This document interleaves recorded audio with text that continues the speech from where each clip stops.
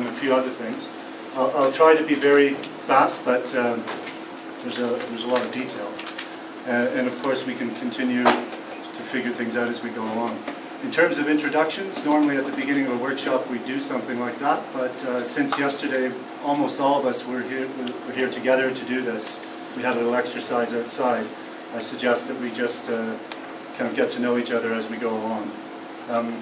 And the first thing I usually like to do in these workshops is give a bit of an indication of my perception of my role, which is to really be a representative of applying these principles to the way we conduct ourselves in the workshop. One, of course, is participation.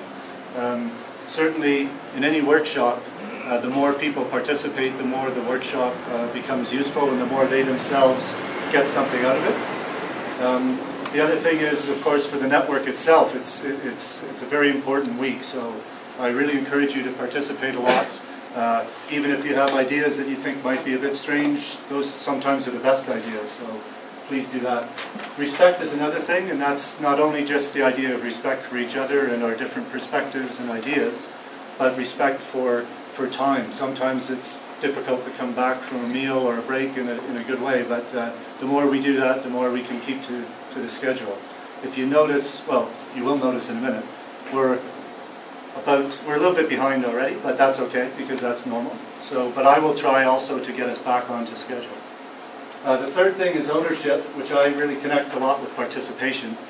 And the reason why I usually mention this is because a lot of what happens during this week is really up to each of us individually. So the more we take ownership of things, the more we take responsibility, I think the more we all personally will get out of it, and the more the network will get out of it. So it's very much about ownership. Flexibility is another thing, partially in terms of time and scheduling. You might find that if you like to have things very well defined, you might be a little bit irritated at times, but I like to have things a little bit less well defined and to go a little bit with the flow of energy. So I usually try to adjust sessions a little bit behind the scenes if it looks like the energy is good or if it needs to change or whatever. But the one place where I try not to be too flexible is meal times. I like the idea of lunch happening at the time that people expect it, so, and dinner.